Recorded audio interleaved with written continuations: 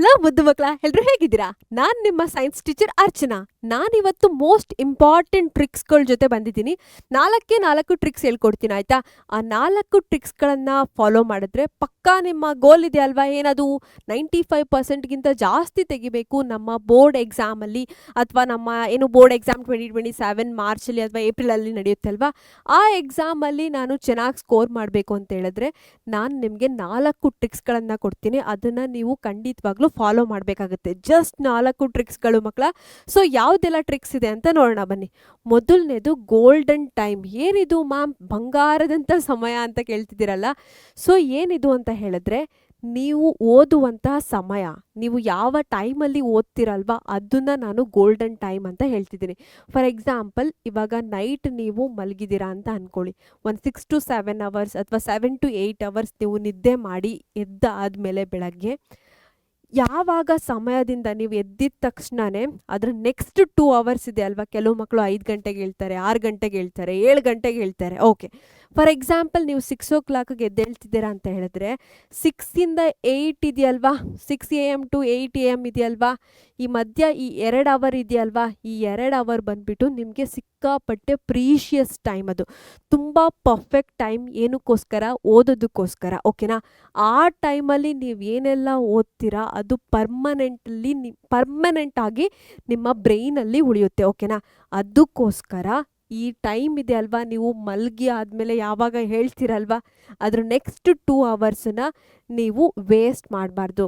Mobile scrolling ಮಾಡೋದಾಗಿರಲಿ ಅಥವಾ ಸೈಲೆಂಟಾಗಿ ಸುಮ್ಮನೆ ಕಾಟ್ ಮೇಲೆ ಕೂರೋದು, ಈ ಥರ ಮಾಡಿಬಿಟ್ಟು ಟೈಮ್ ವೇಸ್ಟ್ ಮಾಡಬಾರ್ದು. ಲೇಸಿನೆಸ್ನ ಬಿಟ್ಬಿಡ್ಬೇಕು, ಕ್ವಿಕ್ಕಾಗಿ ರೆಡಿ ಆಗಿಬಿಟ್ಟು ಓದೋದಕ್ಕೆ ಕೂರಬೇಕು. ಓಕೆನಾ?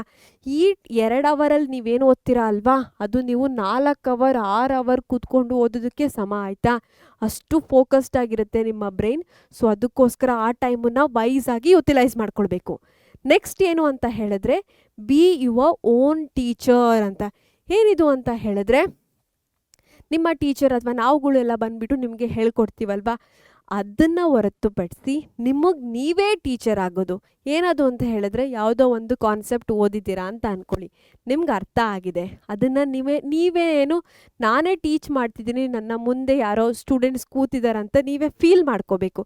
ಫೀಲ್ ಮಾಡ್ಕೊಂಡ್ಬಿಟ್ಟು ನೀವೇ ಟೀಚ್ ಮಾಡ್ತಾ ಹೋಗಬೇಕು. ನಿಮಗೆ ಆ ಕಾನ್ಸೆಪ್ಟನ್ನು ಸಿಂಪಲ್ಲಾಗಿ ನೀವು ಅರ್ಥ ಮಾಡಿಸ್ತಿದ್ದೀರಾ ಬೇರೆ ಸ್ಟೂಡೆಂಟ್ಗಳಿಗೆ ಅಂತ ನೀವು ಅನಿಸಿದ್ರೆ ನೀವು ಕರೆಕ್ಟ್ ಪಾತಲ್ಲಿ ಇದ್ದೀರಾ ಅಂತ ಅರ್ಥ. ಅಥವಾ ನಿಮ್ಗೇನಾದರೂ ಡೌಟ್ಸ್ ಬರ್ತಿದೆ, ಕನ್ಫ್ಯೂಷನ್ ಬರ್ತಿದೆ, ನೀವು ಓದಿರೋದನ್ನು ಪ್ರಾಪರಾಗಿ ಕನ್ವೆ ಮಾಡೋಕ್ಕಾಗ್ತಿಲ್ಲ ಅಂತ ಹೇಳಿದ್ರೆ ಸ್ವಲ್ಪ ನೀವು ಕನ್ಫ್ಯೂಷನ್ ಸ್ಟೇಟಲ್ಲಿದ್ದೀರಾ, ಕರೆಕ್ಟಾಗಿ ಓದಿಲ್ಲ. ಅವಾಗ ಏನು ಮಾಡಬೇಕು? ಗೂಗಲ್ ಓಪನ್ ಮಾಡಬೇಕು, ನಿಮಗೇನು ಅರ್ಥ ಆಗಿಲ್ಲ ಟೈಪ್ ಮಾಡಬೇಕು, ಆನ್ಸರನ್ನು ತೊಗೋಬೇಕು. ಇಲ್ವಾ, ನಮ್ಮ ಪರೀಕ್ಷಾ ಆ್ಯಪಲ್ಲಿ ಕೂಡ ಡೌಟ್ ಸಾಲ್ವಿಂಗ್ ಸೆಕ್ಷನ್ ಇದೆ, ಕ್ವೆಶನ್ ಹಾಕಬೇಕು, ನಿಮ್ಮ ಆನ್ಸರನ್ನು ಅಥವಾ ನಿಮ್ಮ ಡೌಟ್ಸ್ಗಳನ್ನು ಕ್ಲಾರಿಫೈ ಮಾಡ್ಕೋಬೇಕು. ಇಲ್ಲ ನಿಮ್ಮ ಟೀಚರ್ ಇರ್ತಾರೆ ಅಂತ ಹೇಳಿದ್ರೆ ಟೀಚರನ್ನು ಅಪ್ರೋಚ್ ಮಾಡಬೇಕು. ಮ್ಯಾಮ್, ನನಗಿದು ಅರ್ಥ ಆಗಿಲ್ಲ, ಡೌಟ್ ಇದೆ, ಕ್ಲಾರಿಫಿಕೇಷನ್ಸ್ ಬೇಕು ಅಂತ. ನಾವು ದೆನ್ ಅವಾಗಲೇ ಅದನ್ನು ಕ್ಲಾರಿಫೈ ಮಾಡ್ಕೊಬಿಡ್ಬೇಕು, ಪೆಂಡಿಂಗ್ ಎಲ್ಲ ಇಡೋ ಆಗಿಲ್ಲ. ಓಕೆನಾ? ನೀವು ಇಲ್ಲ ನಿಮಗೆ ಮ್ಯಾಮ್ ಇಮ್ಯಾಜಿನ್ ಎಲ್ಲ ಮಾಡ್ಕೊಂಡೆಲ್ಲ ಹೇಳ್ಕೊಡೋಕ್ಕಾಗಲ್ಲ, ನಾನು ಡೈರೆಕ್ಟ್ ನನ್ನ ಫ್ರೆಂಡ್ಸಿಗೇನೆ ನಾನು ಟೀಚ್ ಮಾಡ್ತೀನಿ ಅಂತ ಹೇಳಿದ್ರೆ ಅದಿನ್ನೂ ಪರ್ಫೆಕ್ಟ್ ಮಕ್ಕಳ. ಸೊ ನೀವು ನಿಮ್ಮ ಫ್ರೆಂಡ್ಸಿಗೆ ಟೀಚ್ ಮಾಡ್ತಿದ್ದೀರಾ ಅಂತ ಹೇಳಿದ್ರೆ ಅವ್ರು ಇನ್ನೊಂದಷ್ಟು ಕ್ವೆಶನ್ಸ್ಗಳನ್ನು ತೊಗೊಬರ್ತಾರಲ್ವಾ, ಸೊ ಅವರ ಡೌಟ್ಸನ್ನು ನೀವು ಕ್ಲಾರಿಫೈ ಮಾಡ್ತಿದ್ದೀರಾ ಅಂತ ಹೇಳಿದ್ರೆ ನಿಮ್ಮ ನಾಲೆಡ್ಜು ವೈಸ್ ಆಗಿ ಇನ್ಕ್ರೀಸ್ ಆಗ್ತಾ ಇದೆ ಅಂತ ಅರ್ಥ. ಓಕೆನಾ? ನೀವು ಬೆಟರ್ ಪಾತಲ್ಲಿ ಇದ್ದಾರೆ ಅಂತ. ನಿಮ್ಮ ಸಿಬ್ಲಿಂಗ್ಸ್ ಇರ್ಬೋದು ಅಥವಾ ನಿಮ್ಮ ಪೇರೆಂಟ್ಸ್ಗೆ ನೀವು ಏನು ಓದಿದ್ದೀರಾ ಅದನ್ನು ಟೀಚ್ ಮಾಡಿ, ಅಥವಾ ಹೇಳಿ ಇದನ್ನೆಲ್ಲ ಓದಿದ್ದೀನಿ ನಾನು, ಇದನ್ನೆಲ್ಲ ಅರ್ಥ ಆಯಿತು ಅಂತ. ನಿಮ್ಮ ಐಡಿಯಾಸನ್ನ ನೀವು ಬೇರೆಯವ್ರ ಜೊತೆ ಡಿಸ್ಕಸ್ ಮಾಡ್ತಿದ್ದೀರಾ, ಶೇರ್ ಮಾಡ್ತಿದ್ದೀರಾ ಅಂತ ಹೇಳಿದ್ರೆ ನಿಮ್ಮ ಥಿಂಕಿಂಗ್ ಎಬಿಲಿಟೀಸ್ ಮತ್ತು ನಿಮ್ಮ ಕಾನ್ಸಂಟ್ರೇಷನ್, ಫೋಕಸ್, ನೀವೇನು ಓದಿರ್ತೀರಾ ಅಲ್ವಾ ಅದು ಪರ್ಮನೆಂಟಾಗಿ ಲಾಂಗ್ ಟೈಮ್ವರೆಗೂ ನಿಮ್ಮ ಹತ್ರನೇ ಇರುತ್ತೆ. So be your own teacher. Okay, next ಬಂದುಬಿಟ್ಟು say no to multitasking ಅಂತ.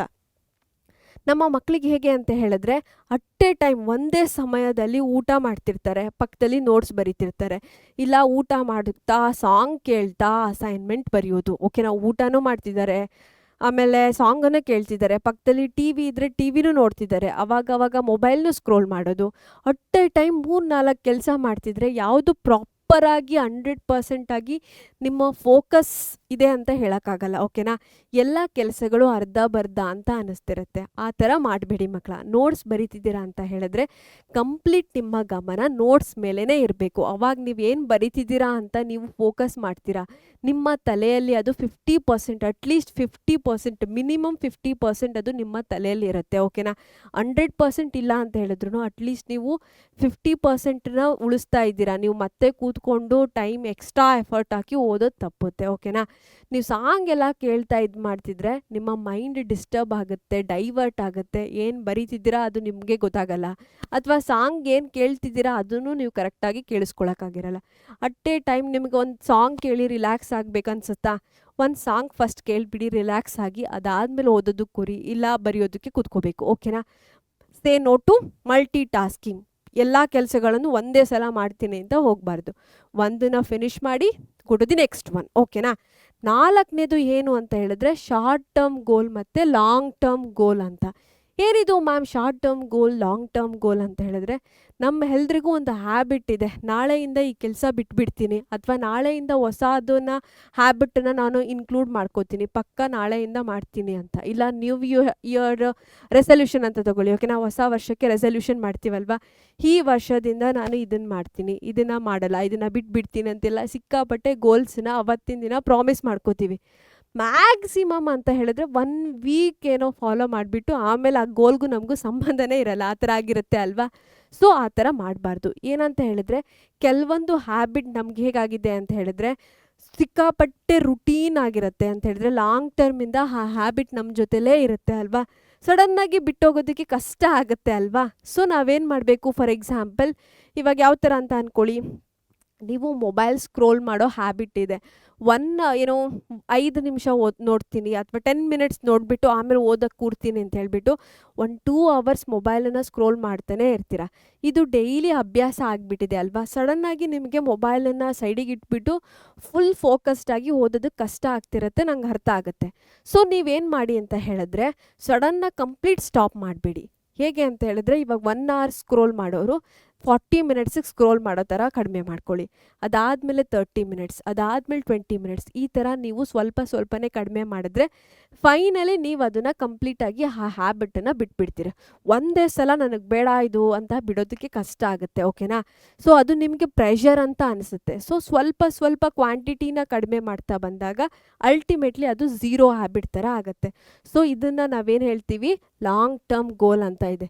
ನಮ್ಮ ಶಾರ್ಟ್ ಟರ್ಮ್ ಗೋಲ್ ಅಂತ ಹೇಳಿದ್ರೆ ಬಿಟ್ಟೇ ಬಿಡ್ತೀನಿ ಅಂತ ಮನಸ್ಸಲ್ಲಿ ಇರುತ್ತೆ. 1 ವಾರ ನೀವು ಮ್ಯಾಕ್ಸಿಮಮ್ ಟ್ರೈ ಮಾಡ್ತೀರಾ, ಅದಾದಮೇಲೆ ಮತ್ತೆ ಅದೇ ಹ್ಯಾಬಿಟನ್ನು ಮತ್ತೆ ಕಂಟಿನ್ಯೂ ಮಾಡಿರ್ತೀರ.